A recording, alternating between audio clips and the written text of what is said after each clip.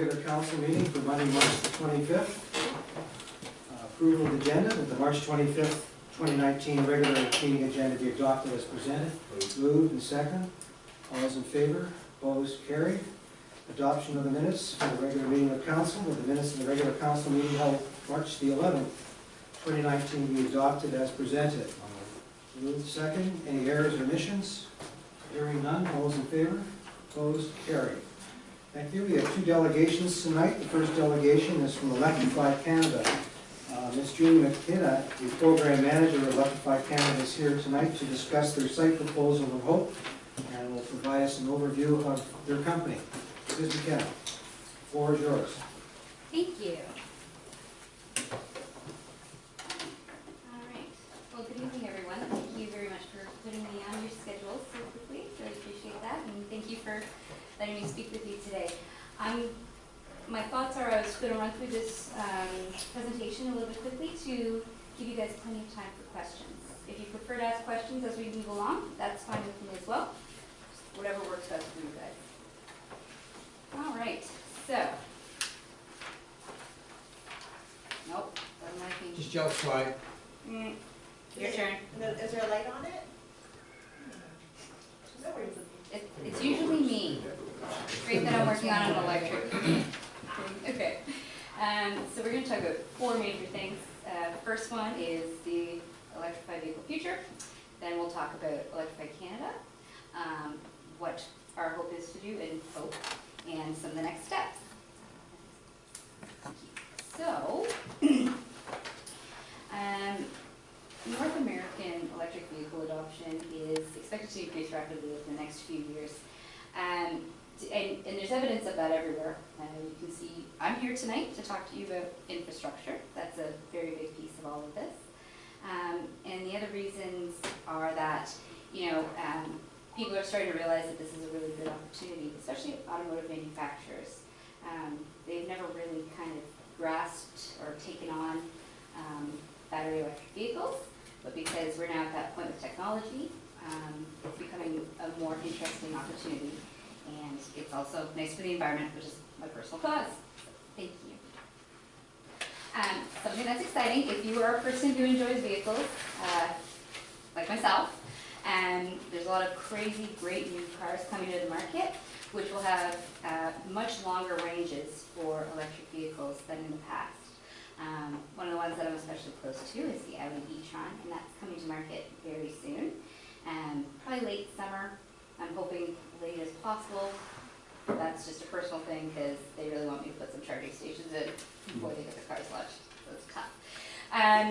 Some of the things that make these really interesting is that most of these vehicles can go between 400 and 500 kilometers on a single charge, where previously you could probably get about 200. So this is a real game changer, especially for Canada, where we've got long ranges to go and amounts of infrastructure to push to charge the vehicles. Next page. So some of the barriers that have kind of kept people from getting into electric vehicles in the past were that the prices were too high. But now that the automotive manufacturers are starting to spend more and invest more in the technology and retooling all of their factories, with economies of scale, costs are now starting to go down. The biggest cost, of course, is for the batteries, but they're now focusing on the technologies. So it's going to go faster and cheaper, which is always great for the consumer. And the EV range is too low, something I mentioned a little bit earlier. But by 2020, they should have about 320 kilometers on range on average, with many of those vehicles exceeding that, which is fantastic. One of the other things is that there hasn't been a lot of choice on the market previously, but now it seems that everyone is jumping on board, and you'll be surprised by the amount of different models that will be coming to market. Volkswagen, as an example, is planning something like 30 models by 2025 of different battery electric vehicles. I mean, that's globally. Canada doesn't usually get all the really cool stuff, but they had some really interesting vehicles at the auto shows. If you get a chance to check it out, all the manufacturers are really pushing electric vehicles and autonomous technology and those types of exciting things. So it's really exciting. Another concern that most people have is the batteries not being reliable, but because of the improvements in the technology, you're going to be able to see 8 to 10 year warranties on batteries, which you don't even see with like your regular engine. And one that of course is close to my heart, as you can imagine, is there's not enough public EV infrastructure. So a lot of different companies, like myself, Electrify Canada, are rapidly building out EV infrastructure. So BC Hydro, as you know, is putting infrastructure everywhere. There's also ChargePoint and a number of other different companies like Flow that are really pushing the infrastructure to make it a little bit more accessible for consumers. Another issue that seems to come up often is that it takes too long to charge your vehicle. If you compare it to going to a gas station, up until this point, you're probably looking at about an hour maybe to charge your car to 80%. But with the new technologies that are coming, and specifically with what I have available, you're going to be able to charge your vehicle in 20 to 30 minutes, which is a very great, perfect sweet spot for charging your car and also take care of a few errands at the same time. And then, you know, the last one is people aren't really aware of the benefits of electric vehicles, but you know, I believe that BC has recently announced becoming carbon emission free by 2040, so you'll start to see even more information coming out of the government areas and also just industry professionals as it becomes more interesting and more acceptable. Page. I'm not going to spend too much time on this at all, if at all. There's just some nice little quotes from the different some manufacturers, some industry leaders, those types of things. You know, a couple things that we left off of here, which are nice to know, is Quebec, as an example, has a ZEV mandate in place, which is if you do not, as an automotive manufacturer, if you do not sell a certain percentage of vehicles in Quebec that are electric, you will actually be penalized. Not the dealers, which is important because those are the direct connections to the consumer, but people who are building the cars and trying to sell. So it's very important that we get electric vehicles on the road, especially. And as well, I mentioned earlier, BC is working on their carbon emission free for 2030. So that's pretty exciting. So we'll go to the next slide. Actually, skip it and go to the one after that because it's just agenda. Okay, so who is Electrify Canada? Our mission is to be a catalyst, if you will, to promote adoption of electric vehicles by making it easier to travel, offering a kind of a customer focus for the infrastructure and the energy management solutions. So making it a little bit easier to find places to charge your vehicle and to use the equipment with when you get to them. Electrify Canada is a Canadian corporation, and our focus is creating and operating a highly visible, reliable, and interoperable. So interoperable in this kind of topic means that you've got sort of two kinds of products, so software specifically, and those two things that seem relatively unrelated actually are able to talk to each other on the back end, which is kind of important. Specifically with Electrify Canada, we also have a bigger brother company in the United States called Electrify America, and the intent is that if you were wanting to go shop in the States and you just want to take your electric vehicle and you're using the Electrify Canada network, you can go down to the States, find a local charging station at Electrify America, and have an exact same experience and not have to put in new information or anything like that. So it's more of a North American solution, if you will. And what's really important here is we want to create the fueling stations of the future, and by investing in the current technologies, but also the future technologies. So that today you can charge a car, whatever's on the road, but also we have it compatible enough so that for the future, for the next 5 years, we'll be able to serve all vehicles, which is really important because our purpose is to be brand agnostic. So no matter what kind of vehicle you're driving as an electric vehicle, you're able to use this charging station infrastructure.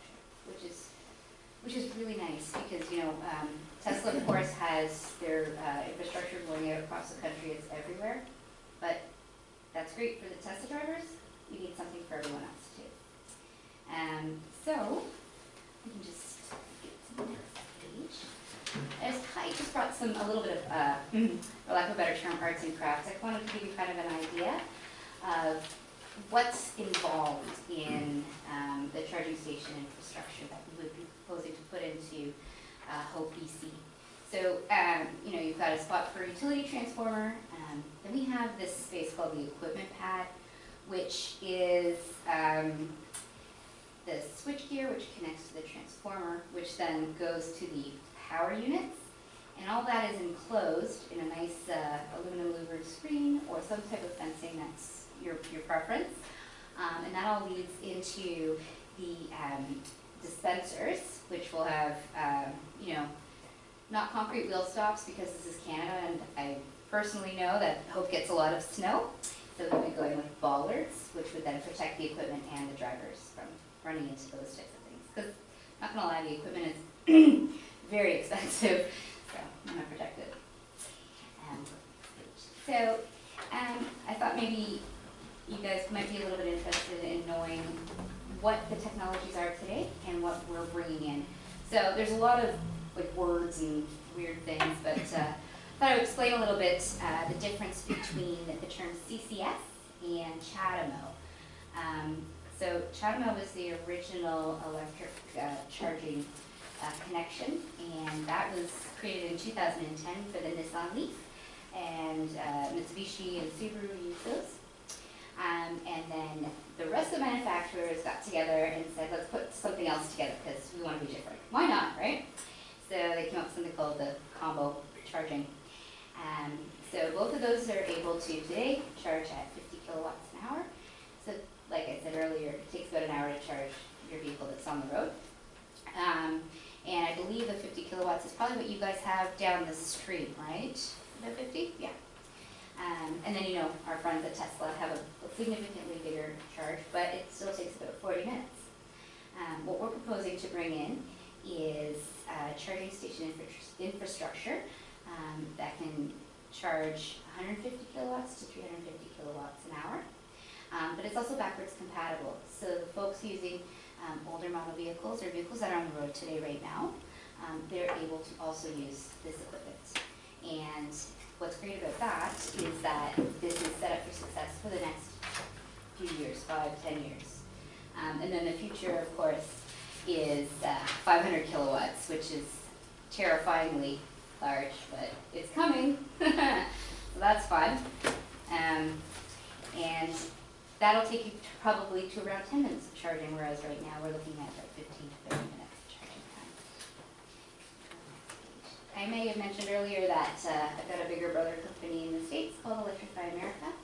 And I just wanted to mention again that it's, we want to bring an interconnected solution so that people who want to travel to the States have the ability to do so. And then that one. So just another different view, if you will, of what may be possibly installed in 349 4th Street. So as you can see, you know, we like to use some landscaping wherever possible to minimize the visibility of the equipment pad. The equipment is nice, quite bright, and does have a green glow in the evenings, in the dark. And then those are about we're only going to be doing 4 stations across Canada. We're looking at 32 sites that will take you from the island of BC here, all the way up through the mountains to Calgary. We'll take a break in the prairies because they're not ready yet. It's okay. I'm not insulted. I'm a little bit hurt, but not totally insulted. And then we're going to pick it up again in the Sarnia, Windsor area and allow people to drive all the way to Quebec City. And there'll be some, you know, feature spots along the way to allow people who want to travel, say, to the Okanagan. There'll be a stop in Kelowna to get them down there. Or if you're familiar with Ontario, there's the Muskokas, so there'll be a spot just up in Barrie, take you all the way up to Muskokas. those types of things. Give people as much range and ability to get wherever they'd like to go. And so some of the criteria that we had developed to identify and qualify sites for the deployment of these charging stations was safety, so is it in a relatively safe area? Is there 24/7 access? Is it visible? Is it close to power, which is really, really important, which along Fort Street very much so is close to power.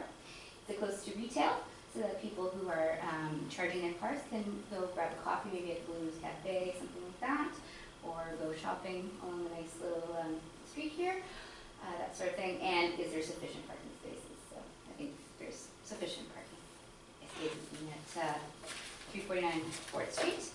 And then we'll just go to the next page there, one more. Thank you. Okay, so this is my favorite page, because this is where I tell you how much stuff you guys have to do versus how much stuff I have to do.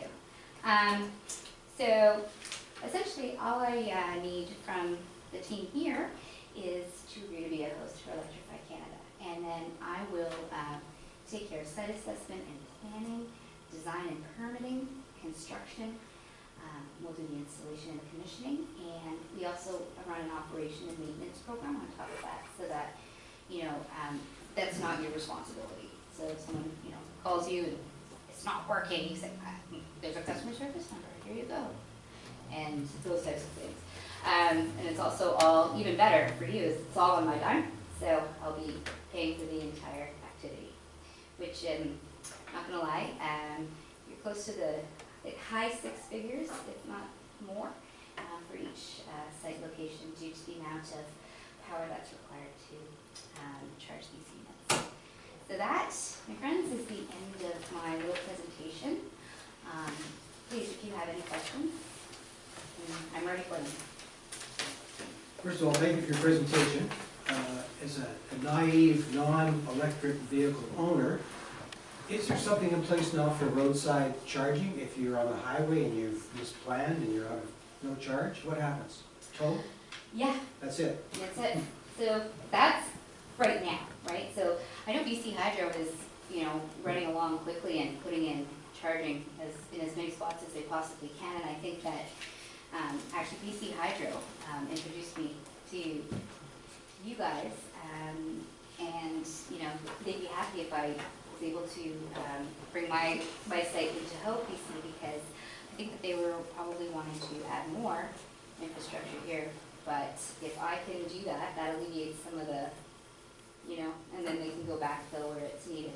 And I used to work for an automobile manufacturer, so I was involved with their launches with the electric vehicles, and that was one of the big things, and that's within range was about 200 kilometers. So it was always, what do you do if you're stuck in traffic on the 401, which is a nightmare highway? I don't know if you guys have had the pleasure to experience it. It's horrific. If you get stuck in that traffic, what do you do? And you can kind of get to the nearest exit and kind of just get off a bit, right? But those are some of those things that, a lot of automotive manufacturers still need to take some responsibility for, to make sure that the customers have something to kind of get them to the next location, whether it's a free tow or free 3 tows because you maybe got stuck in traffic, that type of thing. Nick, any questions from council? No? Councilor Renewal. Thank you. So are there any other communities sort of close to ours that you've already got plans in the works with or already existing? Well, so I like to plan them out about 150, 200 kilometers apart. So you'd probably be looking at the Squamish area as an option, and then a couple of spots down towards Vancouver, as well as a spot in Vancouver. And then I need to take it all the way up through Merritt and Kamloops and Salmon Arm and Revelstoke and Golden. Wait, those are backwards. Yeah. And then over to Canmore. So that kind of gets you all the way up the mountain. And we always like to have a few backups if possible. But right now in Hope, BC, this is my first and best option, so my fingers are crossed. Well, no doubt Hope's an excellent option. Absolutely. So do you charge for the power then or like how does a consumer then get the power out of the dispenser? That's a really good question.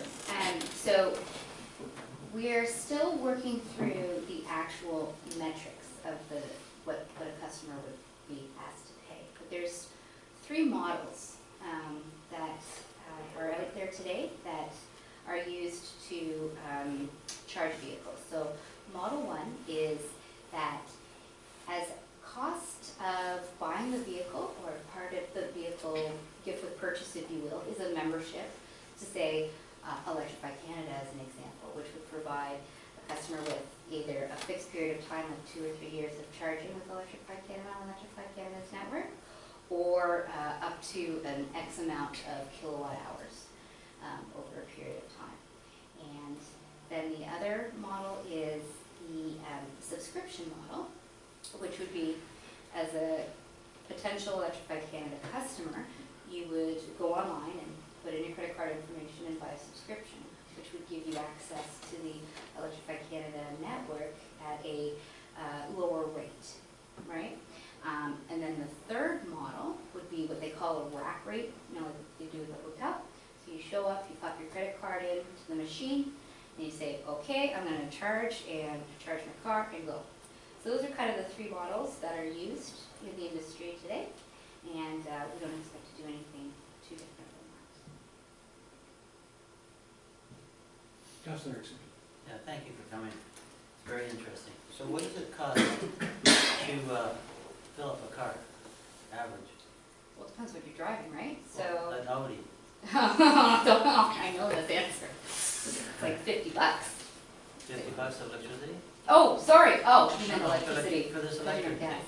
So, as we're still, I had an emotional, okay, sorry. I'm driving one now and it's awful, for gas.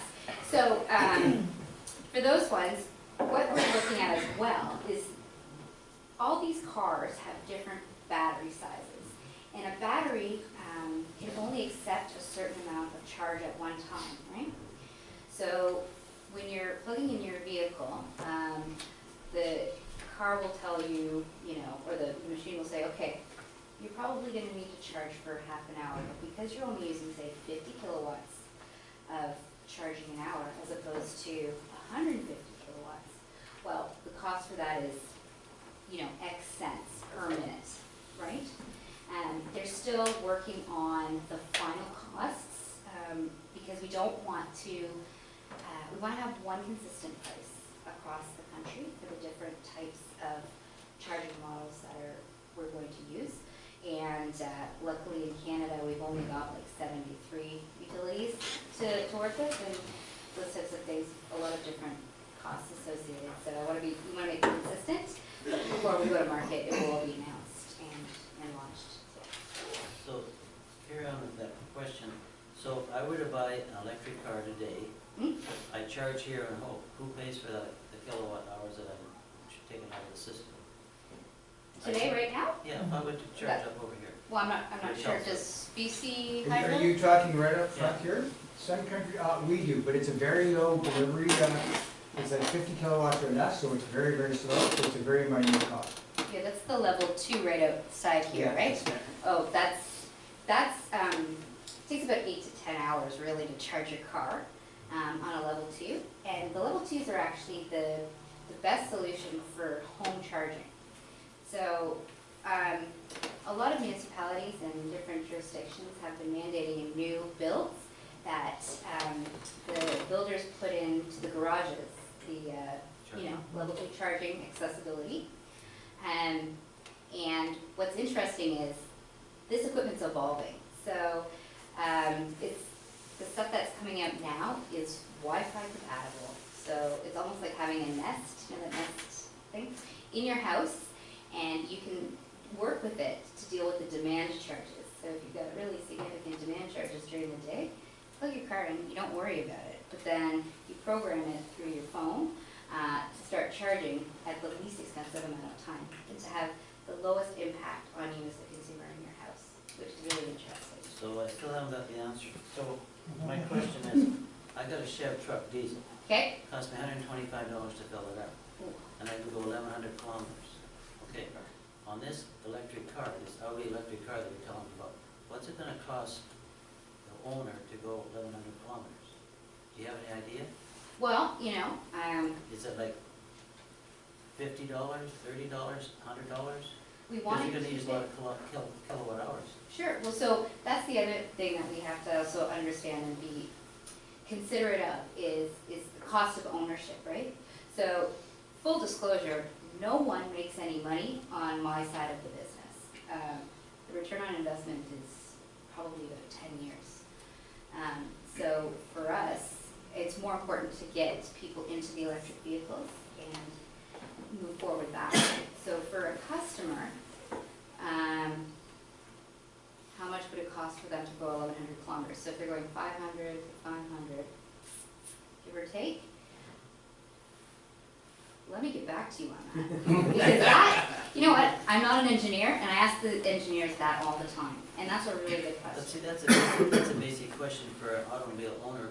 Is it gonna be cheaper for me to buy an electric car over the next 10 years by running, instead of paying diesel or gas, than electricity? And because you're gonna pay an upcharge for the electric car over a regular gas engine car. Right now it is. So I'm just wondering, and who's paying the kilowatt hours? BC Hydro's not gonna give you the kilowatts free. You sure don't give me it free. I pay it. So you pay it, but where do you get, I mean, you don't have a big bank account enough to fund all these new electric cars coming up. No, So someone's going, there's gotta be money going somewhere, and someone's gotta be making some money. You're not gonna put these things in free unless the manufacturers are giving you money to put it in free. So I just can't see the business model of this. It's a difficult business model. I'm not lying to you about that. But I will tell you something, and this is important. When you're thinking about the cost of owning a vehicle, one of the big things that is different about an electric vehicle versus the current combustion engine vehicle is that you do not have the same type of maintenance. So, you're getting rid of your oil changes, you're gonna have fewer brake changes, if any, depending on how they use the recuperation model of the brakes of the vehicles. So that cost over time kind of balances out. Also, you've got those fluctuations, like diesel right now and gas right now is a great price, but I remember, what was it, a year or two ago, it was like $1.70 in some places. It was crazy. So, I will get back to you on the cost to charge an Audi, because it is one of those really difficult questions that the engineers always struggle with. And I will get back to you on that one. Thank you. You're welcome. Councillor Smith, Hi. I see on the Toyota they have the solid state batteries, which charge much quicker than the other one. Are they the only ones with the solid state? Well, I will have to get back to you on that as well, because I'm not 100% Okay. sure. I know on the vehicles too, that the electric vehicles also do a little bit of charging on their own when they go down the road. There's a little Yeah, bit of residual, goes back to charging the battery just by motion. exactly. So it's kind of like when you've got, say, you start with 100 kilometers, and you get to like 95 at the top of the hill. Yeah. And then you start going down the hill, and you're back to 100 kilometers. Yeah. It's really funny. So it depends, like if you're going up and down a mountain, how far you can go. Yeah, and then of course I would think, because if they charge faster, then the charge would probably be more money because, the usage, right? Or if it takes longer, it's less electricity, it's a longer charge, so that would be cheaper probably. That's true, right? So when it knows which vehicle, it'll know which vehicle is plugged in, and you'll be able to Yeah. choose what kind of charging you want, right? So if you roll up in a Porsche Taycan in a couple of years, and that can take a 350 kilowatt charge, you would expect to pay more because you are putting in more electricity at one time faster. So those are also tiers on tiers on tiers as they work them out. we have time for one more question, if you don't mind, from Councillor Vedlock. I don't mind. Thank you. Just trying to get back to the task at hand of becoming a host. So Tesla, they sort of approached a private landowner and had an agreement with them to put in their charging stations.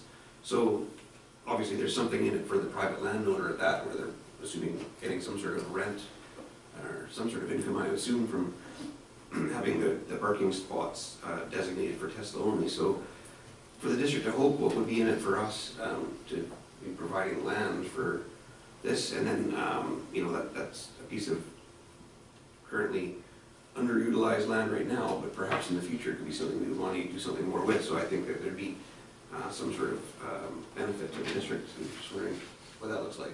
Okay, so there's a couple of ways that we can look at that.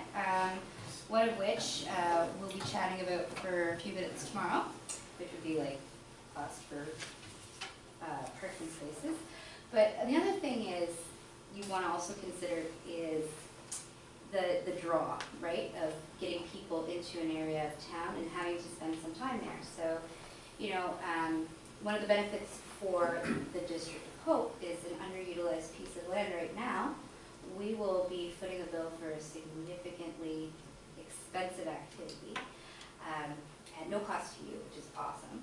But then also, you're going to have a relatively captive audience for a period of time. And because it's located in an area where it's easily walkable to the downtown, but also right beside the art gallery, my expectation is that, you know, people will take advantage of that and spend time in the downtown. So that's good for the business areas as well. Is that sort of the model that Electrify Canada does, though, is look to partner up with municipalities as opposed to assembling land themselves or dealing with private landowners? Well, actually, this is the first municipality that I've come to and worked with. For the most part, we also work with major retailers across Canada, major mall landlords, those types of things. The place that has, you know, something to do, somewhere to go. Gotcha. Thank you for your presentation, Ms. McKenna. Thank Look you. forward to hearing more through staff on this. Great. Thanks. Thanks very much. Thank you. Our next delegation is True Consulting. Mr. Dave Underwood is here to present to us the district's master water plan. Mr. Underwood, the floor is yours. Thank you very much, Your Worship, and members of council for having me tonight. So this is, And it doesn't seem to work, I can't mess with that unfortunately, and I think it maybe could be just location where you're standing, because it does okay. work at times. all right, Your batteries are good, it's okay. Even if you're here.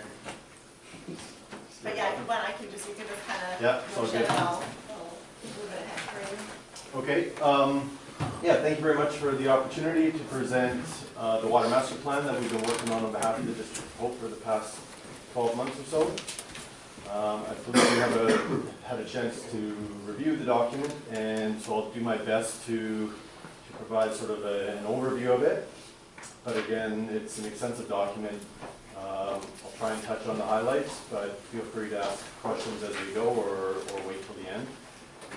In terms of the scope of the document, you know, the idea was to establish a sense of capacity for your system and any shortcomings of the existing water infrastructure, identify any future requirements, if there was future requirements, evaluate any alternatives there might be, and as well as put forth some cost estimates and a bit of a phasing plan. You know, essentially provide guidance and direction for future expenditures associated with your water system. Next slide, please. Thank you. So as you can see here, the district's comprised of a number of sort of community areas that have their own separate water system. And the town center has two water systems, the 87 meter zone, calling it, in blue there, where we're standing here tonight, as well adjacent to the purple zone is the 138 zone, just a higher elevation pressure zone. On the east side there's a smaller system, the East Cockwell Lake zone, and then of course the Silver Creek zone that stands alone, as well as the Lake of the Woods zone. So it's sort of truncated around town here, they're not interconnected. And on top of all that is, to add a little bit more complexity, is the private system there, the 753 system that's shown in red. Next slide, please. So in terms of the 753, that was, we added that into our scope of work just to kind of understand any impacts that that system may have on the district's infrastructure. So as a history here, in terms of that system, it was connected to the municipal water system as an emergency connection in 2015 due to the source well failure of that private water system. And that ownership fell to the province in 2017. Unfortunately, the province does not wish to continue operating that system, and so there's been some studies completed to date, previously in 2017, regarding how to integrate, or what that would look like, or what sort of costs and benefits would be. We took that one step further, looked at it as well in our master plan, and we've identified some of the impacts as well as some of the solutions. They're very much complementary to the previous study, but sort of updated some of the costing and some of the analysis that are associated with that integration.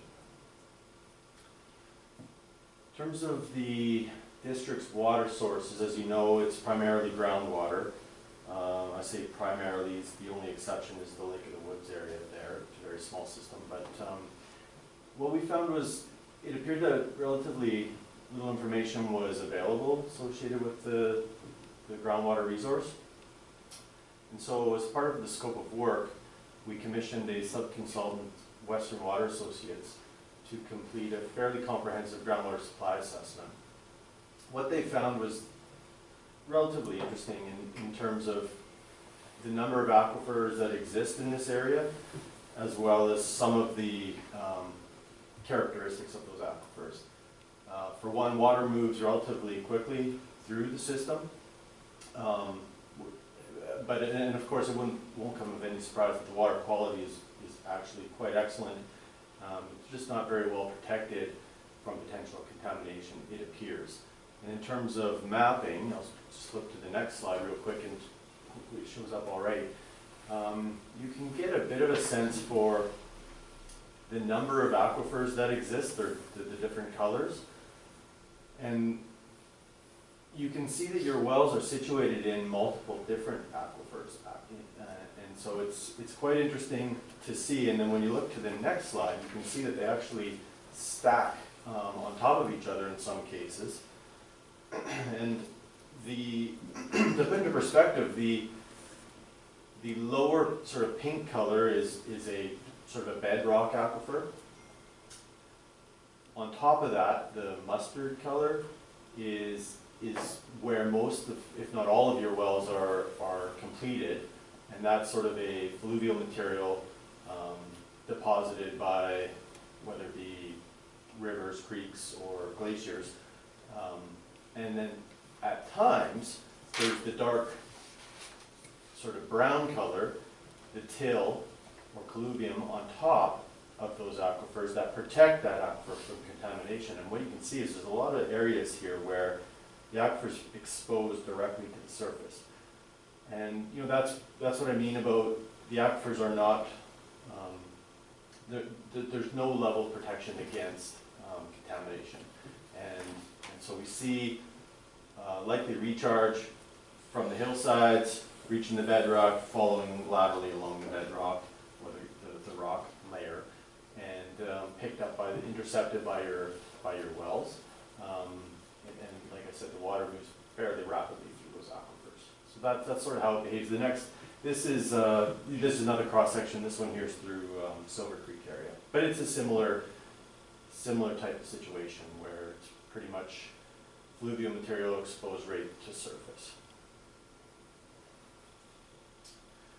So in terms of the water sources, one of the biggest shortfalls, I think, in terms of your system is the fact that in the East Cockwell Lake area, as well as the 138 zone, there's just a single well sourcing those two communities.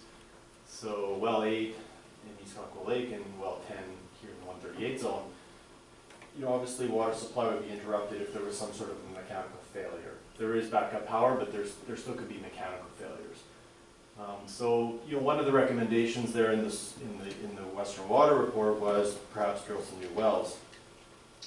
One of the things that we came up with as part of the master planning was there may be opportunities to sort of link the community areas and to provide some source water consolidation. There would also be some other benefits associated with doing that that I can get into a little bit later. One of the other key recommendations from Western Water is to prepare a source water protection plan. Just back one up, sorry. Yeah. The source water protection plan would give some indication as to sort of the capture zones that exist here in terms of the various well sources. It would identify some measures to protect that resource and would provide an educational opportunity to kind of provide information to the public as it relates to groundwater and some of the ways to promote awareness associated with that. The other aspect to that is what's called a GARP assessment, which would be groundwater at risk of containing pathogens, and that would be something that a hydrogeological consultant would undertake as part of the source water protection planning work, and that work would sort of assess how vulnerable the aquifers are to some sort of contamination from the surface.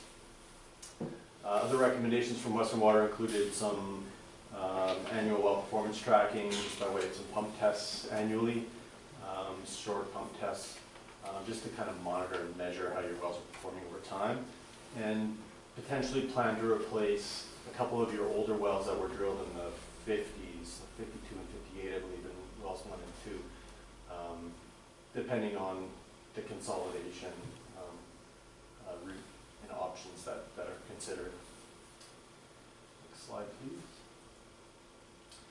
In terms of reservoirs, there's one reservoir per community area, with the exception of Lake of the Woods, which is just based on pressure through a pressure tank. A couple of relatively new reservoirs constructed here in town, 87 and 138, 2008.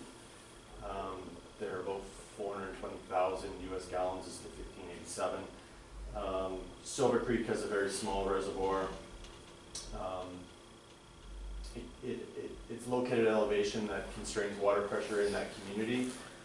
The size is reasonably small for fire protection, and there's actually a booster pump located adjacent to that reservoir to boost into sort of the southern extents of that particular zone. So there's not a lot of fire protection available within Silver Creek as a whole.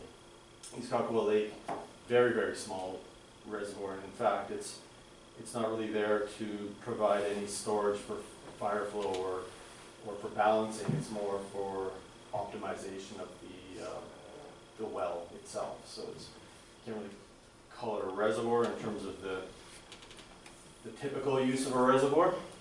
753, that's a private, obviously private reservoir, currently not in operation just due to elevation and compatibility with the 138 zone. And from all accounts, it's in poor condition. One of the biggest components of the work that we did was network modeling, and that involves using a sophisticated modeling program to basically simulate how your distribution system would behave during a period of usually a fire flow. That's the largest flow that you're going to try and deliver around the community. And what we found was there weren't a lot of surprises, but what we did find was the higher elevation areas across the valleys, furthest extents from the reservoir, significantly limited the fire flow that was available within the community. And that included the 753 area at Thacker Mountain. I'll get into that in a little bit here. There's some undersized water mains throughout the community that constrain the ability to distribute water. But in general, you have a very robust and resilient water system, but however, there are a few improvements that we've recommended here in this report. Next slide, please. This slide illustrates the existing system with 753 disconnected. I know that's not how it exists today, but that's what's being illustrated. The gray nodes are shown as disconnected nodes of the 753 area. Essentially red is insufficient fire flows. they're scattered, they're somewhat hard to see. You can see the entire Silver Creek area is red. But there are some nodes there that are clustered for sure. Then when you click to the next slide, what you'll see when you connect the 753 system, and you can kind of toggle those back and forth a little bit, and you can just almost animate the impact of adding that 753 zone. So next slide, please. In terms of your network composition, this slide illustrates the material type over time that was used to construct the system. You have about 80 kilometers of pipe, which is, it seems like a lot of pipe, but that's what it takes on a community this size. Most of the pipe was constructed in the 60s, 70s, and 80s. Most of the pipe is cast iron and PVC and some ductile iron. But there are some materials of concern, that being the galvanized iron. And I've tried to illustrate that on the next slide. I've tried to sort of indicate exactly sort of where that was built. If we can see the next slide, please. I tried to highlight it red there. You can see that it was, I think there's about 2 kilometers of galvanized iron pipe. It's usually small diameter, and it was sort of constructed right through the 50s, 60s, 70s, a little bit into the 80s. And that's sort of a focus there. I think that the district's going to want to target over time is just dealing with that small diameter galvanized piping. And then watching the condition of some of the other materials, such as AC, although there's not a lot of AC, especially cement in town. But cast iron is another one to keep an eye on, because there's a significant amount, about half your water system is cast iron. So something to keep an eye on over time is the condition of that material type. Next slide, please. So yeah, like I said, the galvanized iron is not a long-lasting pipe material. Should be replaced as other infrastructure improvements are happening, such as paving. The entire pipe should be replaced rather than repeat repair. So it's just a matter of watching that and making sure that you're not spending a lot of time on repeated repairs. Instead, tackle the whole problem. And likely it's undersized anyways, based on sort of the asset information we have. So as I mentioned, we recommend ongoing monitoring condition of some, especially the AC and the cast iron piping. But we do expect that replacement will gradually become a significant budget item for the district over time, as those materials that were installed in the 60s and 70s start to get closer to the end of their useful life. Next slide, please. Okay, so in terms of proposed network improvements, Section 7 of our master plan sort of breaks down the costs associated with each of these projects. But if we wanted to flip to the next slide, please, I'll start with this. This one is essentially how the system looks today, how it is exactly today. And then the next slide will sort of show these are in no particular order. This one here illustrates the impacts, and again, it's nice to kind of flip between them, and you can kind of see the improvements that are made. The improvement that's made by completing the 753 upgrades right there, a number of the red nodes are eliminated, and they turn to either orange or even yellow. So then the next, so there's a number of improvements associated with the 753 upgrades that we've identified in the document. They include rehabbing the reservoir, disconnecting it from the system, having a standalone zone at Thacker Mountain, some additional interconnects into your system, etc. There's a fairly significant list of improvements that would be necessary to create what you see here. Next slide being, that's the Landstrom Road area, I believe. Yes, so what that is showing is the Landstrom Road area is a high elevation location across the valley from the source reservoir, and it's significantly constraining some of the fire flow delivery rates that can be distributed downtown. So by removing that, by essentially constructing a backflow preventer, it's nothing more than that. It's a reasonably straightforward improvement. Significant benefits can be realized. Okay, this slide illustrates a connection from the 138 zone over to East Tocqueville Lake. And this one's interesting in that it actually, it serves a couple of benefits in that we can now share source wells. Well 8 and well 10 can both feed the 138 zone reservoir. It therefore also shares the reservoir storage, which, as I mentioned earlier, the East Tocqueville Lake Reservoir is undersized, so this kind of serves double duty. It actually decreases the available fire flow in some areas, but it doesn't mean that it's reduced to the point where it's not acceptable. It's a delicate balance here where we're actually making things a little worse, but still above the minimum threshold in terms of fire flow requirements. But it's a significant benefit that offers a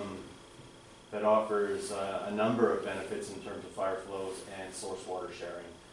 Fire flow improvements and sharing of reservoirs and source wells. Next slide would be, you can see there that a small upgrade there on 7th Ave corrects a fairly significant fire flow deficiency in and around the hospital area. So that one's relatively straightforward. Next slide will show an option for improving the Silver Creek area, which is essentially constructing a new reservoir along Flood Hope Road at a higher elevation than exists today. That location would serve an additional benefit of allowing an interconnect back to the 87 zone, and again allowing the district to share those Silver Creek wells with the 87 zone by backfeeding down into that zone. So again, serves double duty in terms of it creates a larger reservoir, for which I already mentioned the Silver Creek Reservoir is undersized, and it also can backfeed the zone to share the source wells. And as you can see, it's turned essentially the entire Silver Creek zone into the orange territory, so it's improved all of the fire flows throughout that community area and has eliminated the boosted zone. If we can get the reservoir up to 120 meters along Flood Hope Road. Now there will be some challenges associated with that, not only with topography, but also land ownership, etc. So the next slide illustrates an alternative option, which is to simply pick a new location in the Silver Creek area for the new reservoir. Still corrects the fire flows, but doesn't allow for that sharing of the source wells back to the 87 zone. So there's not as many benefits realized through this option, but it's there as a fallback plan in the event that there's constraints associated with the preferred option. Next slide, please. So this slide illustrates some ability to provide additional service to the Lensford Road area on the other side of the Fraser there. That would be a boosted zone, a new reservoir, and that would provide fire flow to that land area up there. Next slide, please. And then this slide, again, if you want to sort of toggle back one and then back to this one, you'll see how many nodes change. There's a fair number of nodes that are changing, and that's simply by replacing small diameter pipe as they fail or as improvements are being completed in those areas. It has a fairly significant impact on the fire flow delivery downtown. Okay. Forward. The other way. Keep going. Keep going. Keep going. We go backwards. Oh yeah, go on.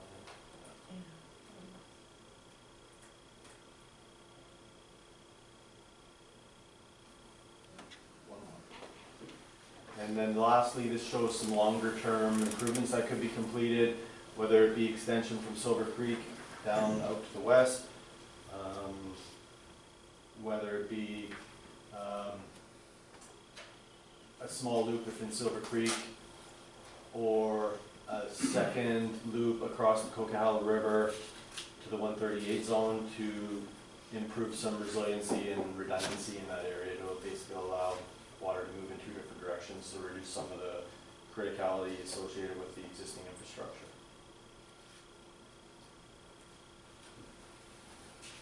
In terms of water quality and future treatment, as I mentioned, the aquifers are unconfined. They do not have an aquitard protecting them. The aquifer is fast flowing and it has limited protection from contamination. Fraser Health have asked that we consider chlorination as part of this master plan. We have considered it. We've identified it in the reporting as an order of magnitude cost, what it would take, how it would be done. At this point, the prudent next step would simply be to conduct a hydrogeological assessment to determine whether there is any risk of viruses or pathogens that have to be addressed. Because it's not very straightforward to simply introduce treatment. It would be chlorine, it would be contact time, there would be a fair bit of infrastructure associated with it. So next step would be GARP assessment through the source water protection planning work. And I believe that was the last slide there, so obviously open for any questions that you guys might have. Thank you, Mr. Underwood. It was a very detailed report, and definitely has given staff and council a path forward to provide all the services our community needs into the future. Any questions from council at this time? A large document for sure. Over to staff, Mr. Forlowski. Mr. Mayor, thank you. Yes. Kevin Dick and myself are meeting with the Water Comptroller's Office tomorrow to discuss in particular 753 and the incorporation potentially of it into our system. And I would like to point you to page 87 in the report, which I'm sure you've already come across in your reading. But the costs are significant. So as we move forward, and we'll present you with options starting this year. I may not finish this year because there'll be significant work, potentially borrowing, etc. You're looking at over $2 million by the looks of it. So those costs are significant.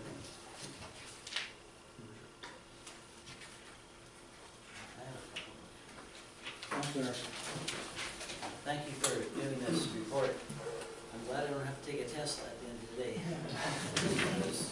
I read through it all, and it was very detailed. There's a couple questions I have that stuck out in my mind. Number one is on page 81, expected locations for water network expansion. And you got some purple areas there. Right. If you go to the upper right, upper left, I think it's in the reserve area where you're saying we're doing some expansion. Are you going to take forward with that water system that's up there? I'll have to have a look at that with Jazz and make sure I've captured the area correctly there. Okay. Okay.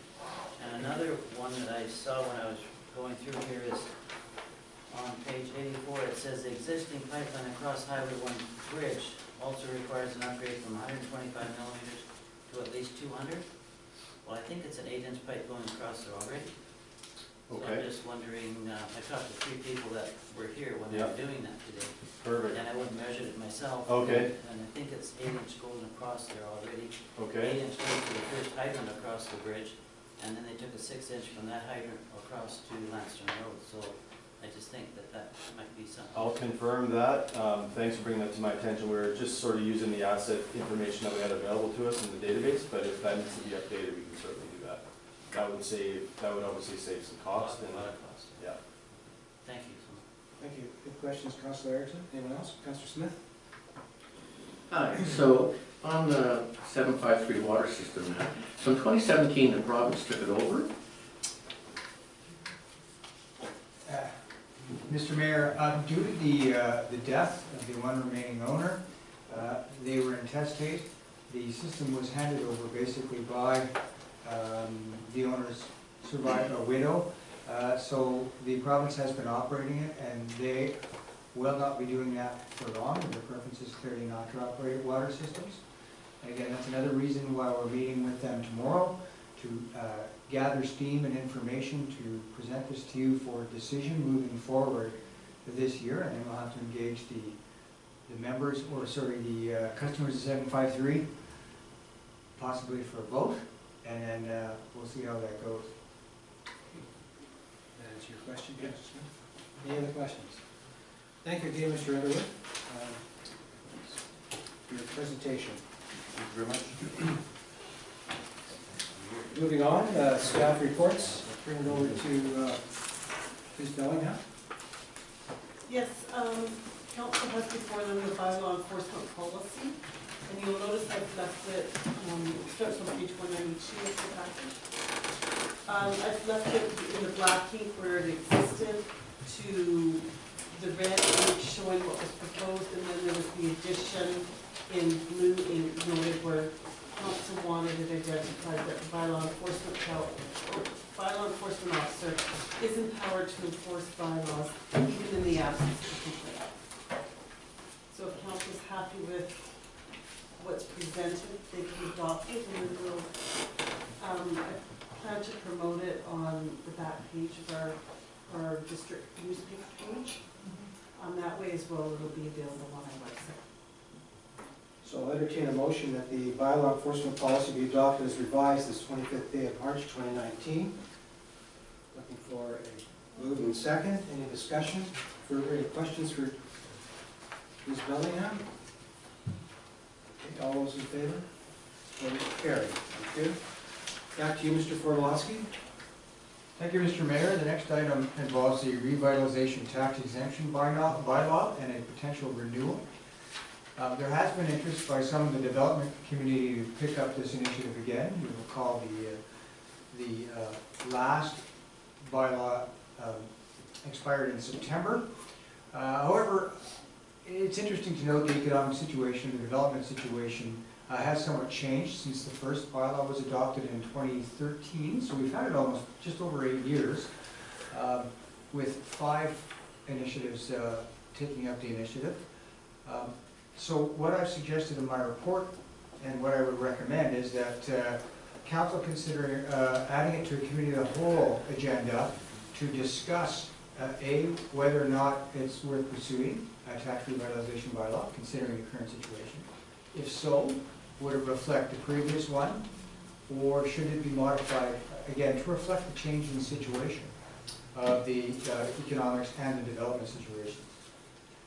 So I presented you with some history as to the previous 2 bylaws and some recommended topics to discuss should you decide to move it forward to committee of the whole. For example, how do you see the length for the tax exemption? Should they remain at what they are now, which is 10 years for some classes, or would there be room to shrink them?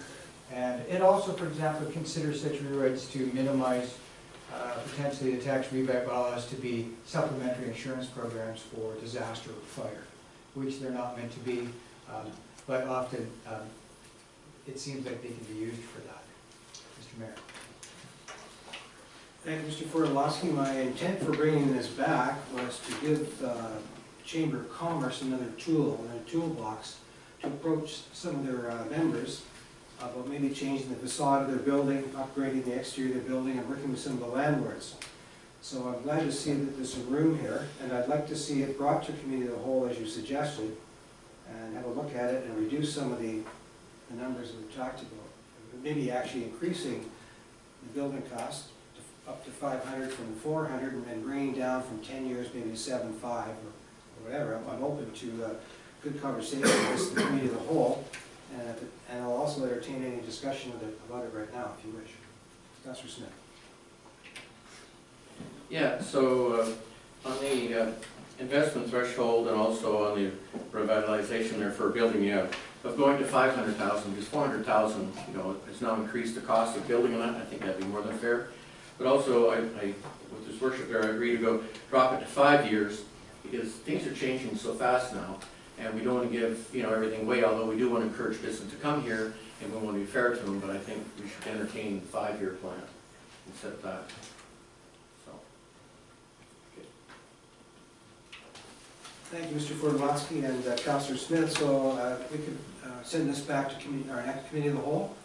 Okay, I appreciate that. Moving on, back to you, sir, with the skate park closure. Mr. Mayor, thank you.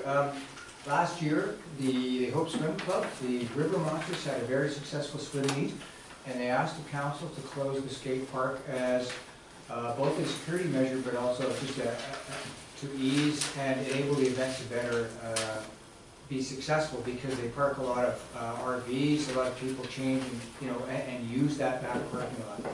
And because the skate park is not a normal aspect of the district that is taken out of or put into events, for transparency and authorization, it requires certainly in my opinion, a resolution to council that it be closed to the public during the swim event. So like last year, council passed a resolution and we published the information, and it allows for enforcement and coordination during the event.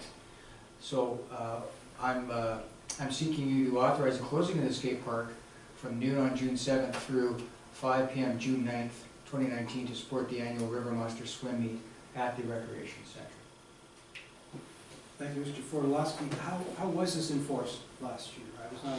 Well, because it was put off limits publicly, bylaw could go and could actually have people removed and say, ask them, try to comply. The skate park is out of use during that time. Worst case scenario, our police force, the RCMP, could be used to eject if it came to that. And certainly the security employed by the event organizers would also be in a position to advise those who chose to try to use the skate park during the event to say, please leave, it's out of bounds as authorized by council. So again, it's just to minimize interruption and maximize security during the event. Councillor Harrison, go ahead. Through you, will the town put up a sign saying closed for that period of time? Did it do it last year, or is it just understood? What we did last year, Mr. Mayor, was we advertised it in 2 of the Hope Standards. We put it out on social media. What I would do is I would ask the event organizers to foot the bill for putting up the sign as part of meeting in the middle, as it were. And then, in fact, what they could do is retain the sign if it's of a permanent nature. And provided council authorizes in future, it can be used again. Thank you. Thank you. So I'm looking for a motion that council authorize the closing of the skate park from noon June 7th through 5 p.m. on June the 9th to support the annual River Monsters Swim Meet at the Rec Center. Moved and second. All those in favor? Sorry. It's fine. Should have asked for discussion. Councillor Stewart. I'm just curious, was there any community pushback last year? Mr. Mayor, there was none. And in fact, the swim meet organizers did compliment or feel good certainly about how the event went, and that's why they anticipate an even bigger event this year. Thank you. Call the question. All those in favor? Opposed? Carried. Thank you. There are no committee reports tonight. Mayor and council reports. Just a couple items tonight. I attended the Regional Corporate Services Committee, and we had a presentation there about Food Mesh, which is the Fraser Valley Food Recovery Pilot Project, where they're working with Save On Foods and the Salvation Army Food Bank. And the Save On Foods gets to reduce, they're sending their material to the landfill, and all the other food banks, all work together, all work through the Salvation Army, and they distribute that way. And the food is delivered to the Salvation Army, and they clean it up, and they redistribute, and they produced 165,000 meals with a value of $400,000 in this pilot program. It's a win for the Save On Food organization, and it's a win for the food banks, and they all work together. And I've asked for the pilot to be expanded to Hope, and they've suggested that we could look at this in the fall. The local Save On store and the Buy Low Foods are on site. So as I hear more about the program, I will bring it back to council, but it's serving so many meals in the community and reducing the waste, and that's where Save On's making their money, by reducing their imprint of the landfill. So it's a win for all involved. So as I said, if I find more information, I'll bring it back to council as quick as I can. It's very successful. I met with MOA Jackie Taggart again and the Fraser Health team discussing our community needs for mental health and addiction support. And we're going to work with our other communities in the region and put a regional task force together to make sure we're all sharing resources as best we can from Fraser Health.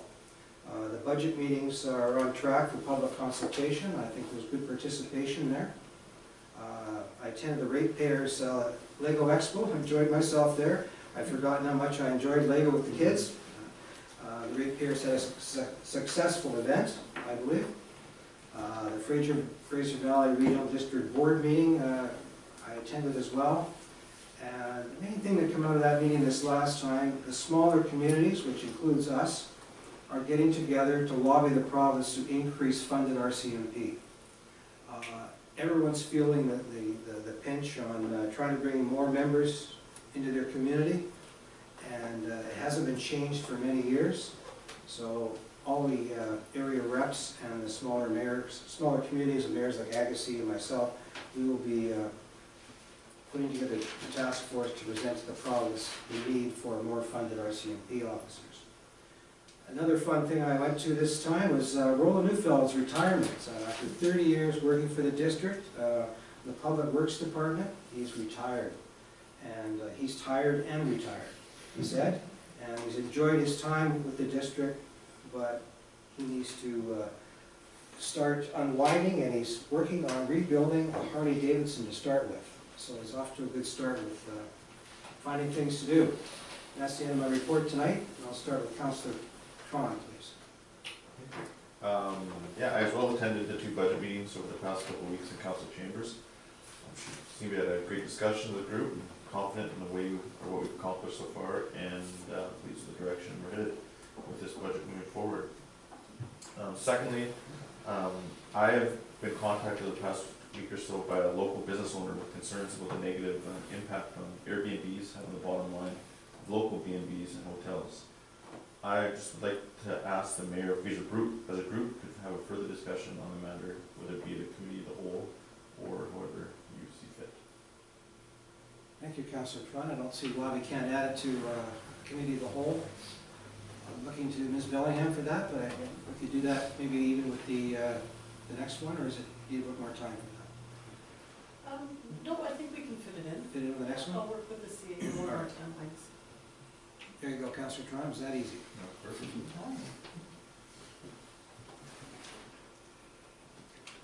Yes, please. All right, so we had a Golden Agers meeting on March 19th, and up and coming is the Spring Tea. They're planning ahead for a very successful event. So it's on April the 13th. And they'll be bringing letters around to members of the community to ask for donations for their silent auction and door prizes. So expect a letter. If anyone wants to take charge and just give a donation, you can contact the Golden Agers. They'd be happy to receive that. The tickets for the Spring Teas are going on sale starting this Friday at Envision, and it'll be every Friday until the 12th of April, and on Saturdays at Bilo Foods. We also had a discussion about development and the increased demands on infrastructure, and they let me know that we also need to take into consideration the demands that it has on emergency services.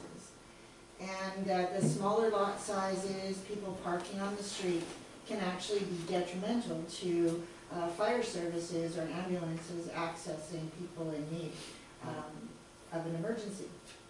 So we need to keep that in mind as we move forward with the development. I've also attended the budget meetings, and I attended the fundraiser at the Legion on March 15th for the ratepayers. It was a very successful event, and what a great night out. I haven't been down there, so that was really good fun.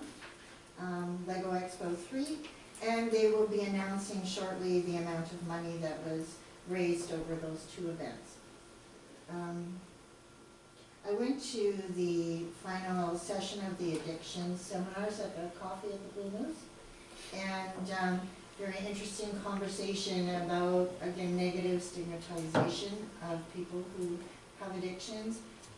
And where do we go from here? How do we encourage compassion, and yet how do we continue to meet the needs of everyone in our community? Still a little stuck there. For me, it's kind of hard to advocate for the business owner who, you know, they depend on people coming into their businesses, and yet still having compassion for addictions that, you know, might impact people coming into the business. So I'm still learning. I've got a ways to go yet, but I'm open to the conversation for that. And there's a street light that has decided not to work, and it's at the intersection of Peter Street and Yvonne in Silver Creek. It's the only reason I'm bringing this up is that it is very, very dark at that intersection, and if we could take a look at repairing that, that would be great. That's everything from my report. Thank you, Councillor Stu. Councillor Smith? Hi. I met with Stephen Young today from the Chamber, and that, because we're still, he's still working on the Christmas lights at Chamber. You know, we have a goal to have it set up for the end of the year, and that make sure we're on track. Also, take time for myself and Councillor Medlock to look at the old lights, see if they're good or anything else. Some of those lights were built when I was in school, so they might be a little on the old side. Also, talked about too, moving forward on the farmers market that we discussed. The Chamber, with the district and that, we should hope to have it finalized for next month and that, so both sides. The library. They're going to, the emblem for the Fraser Valley Regional Library on the building at the rec center, because it's recognized for all over the area. We're one of the few places don't have it. They're all working on the artwork to get it done. What happens is they're trying to also get people to realize that if you go away to one of the other libraries in the area, the 25, you can get something there and bring it back here and drop it off. So it's so nice that you have your own library to support you on that. Did budget meetings, which were very interesting. If you look out the planters today, Communities in Bloom, put all the flowers in. That the district, you know, they look after their part and do the planters, which works with businesses and they water the thing. Also, with Rolly there, met with Rolly too in his retirement. And of course, he got a couple, not only just his motorbike, got a couple new hips, which is going to make the ride a lot easier for him. So. I forgot about the hips. Councillor Medlock. Yes, thank you. Not a whole lot for me to report. I guess upcoming this weekend is the South Coast Women's Provincial Championship Hockey Tournament, which is the highest level of women's hockey in Canada, taking place right here in Hope. So there's 3 games on Friday, 4 on Saturday, and 2 on Sunday. Admission is free, so there's absolutely no reason not to come check out some exciting hockey right here in Hope. Lions will be there with the beer garden upstairs and doing 50-50, and the concession will be open, so it should be a really good weekend. I'm pretty excited to see how much activity is going on down with that, but that'll be good. Got an Advantage Hope meeting tomorrow, and Advantage Hope has moved forward with the decision to hire Shannon Jones as their interim executive director. And so Shannon will be tasked with carrying on the work plan for the rest of 2019 and coming up with a plan to move the organization forward. And that's what we've got to report. Thank you, Councillor Medlock. Councillor Erickson, please. Thank you. So, I met with Jackie Taggart, the Chamber of Commerce actually had invited Jackie Taggart to come to a meeting, so we met with her and she discussed the budget, provincial budget with us. And we had quite a long discussion on social housing, low-income housing, so that was really good. And also, I was at 2 budget meetings, this last meeting, and I just want to publicly say I really appreciate the work Dale is doing, Director of Finance is doing with the budget. It makes it a lot easier for us when we got everything plain and easy to read. So I want to thank him for that. That's all I have to report. Thank you, Councillor Erickson. Good comments about staff. Thank you. Yeah, Scott touched on some of the stuff I was going to talk about. Recently attended, took part in with Councillor Tron as well, our Hope Out of Hockey League year-end hockey tournament. I've seen 12 teams from out of town, so stimulated the local economy pretty good. There's hotels full. It was pretty awesome seeing it. One of the teams actually had one of their members, one of the players was actually hurt in a hockey game, and then later on passed away from his conditions. This is not in Hope, but before. So their team came out and did a great big presentation and stuff like that at the end of the weekend, which was good. Put players in missions. So I normally host a hockey tournament, and then they've always come every year. So we're talking about next year maybe making, instead of my tournament, Dusty's hockey tournament, we're gonna make it this Noah's Memorial, because he always came out to the tournament, look forward to it. So working on that. South Coast Women's Hockey League tournament this weekend. Manitoba meeting tomorrow. We missed the last Manitoba meeting due to budget meetings being on conflicting nights. And to talk about the one thing that Councillor Stewart brought up is the street lights.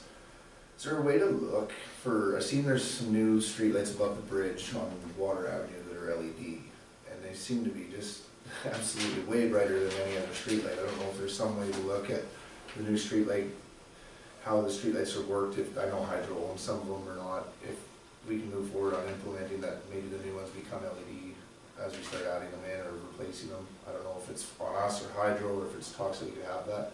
If staff could look into that for down the road. There's no rush on that by any means, but just for, and they are more appealing, obviously. I'm sure there's a higher cost to them because they're newer technology, but just, yeah, if we could look at that in the future. And that's all I have to report. All right, thank you, Council. Moving on to number 8, permits and bylaws. We have a lot here to deal with, so let's get rolling on this. Start off with Council Procedure Bylaw number 1447, 2019, that the District of Hope Council Procedure Bylaw number 1447, 2019 be read a first, second, and third time of this 25th day of March. Moved. Second. All those in favor? Carried. Number B, the bylaw revision and consolidation authority bylaw number 1450, 2019 be adopted this 25th day of March, 2019. Moved. Second. Second. Thank you. All those in favor? Carried. C, the District of Hope official community plan amendment bylaw number 1451, 2019 to redesignate the property of 59895 Hunter Creek Road for limited use. The country residential be read a third time this 25th day of March 2019. Moved. Second. Thank you. All those in favor? Carried. Municipal ticket information bylaw number 1453, 2019. Oh, 52. 18. this one.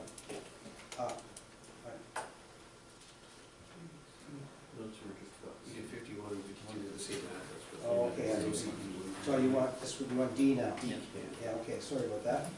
Moving right along.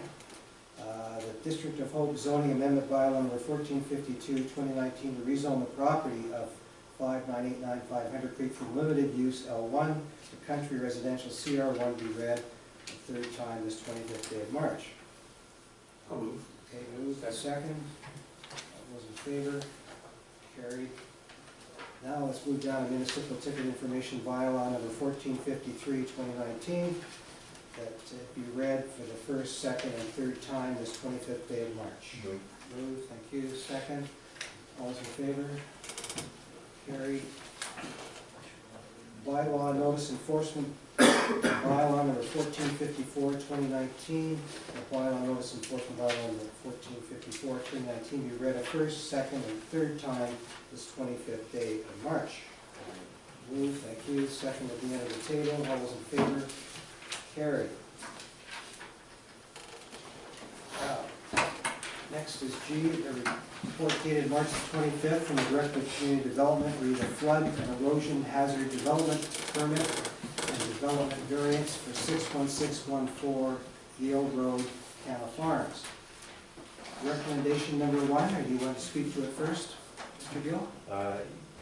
Mr. Mayor, through you, it's regarding the flood erosion hazard development permit area. It falls into the Fraser River floodplain, And any sort of additions to the site would require a sort of a qualified professional to take a look to make sure any development that takes place there is safe for the use intended. And therefore, a development permit is required, and part of the permit process is the requirement of a qualified professional.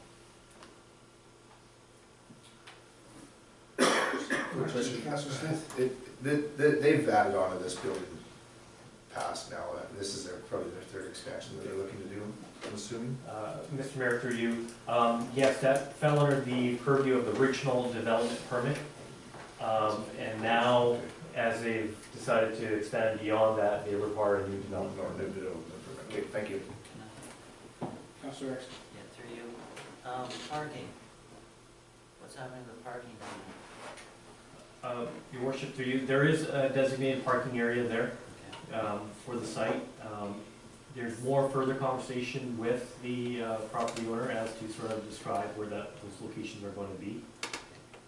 As everybody's aware, the road terminates and it becomes gravel at the end of it.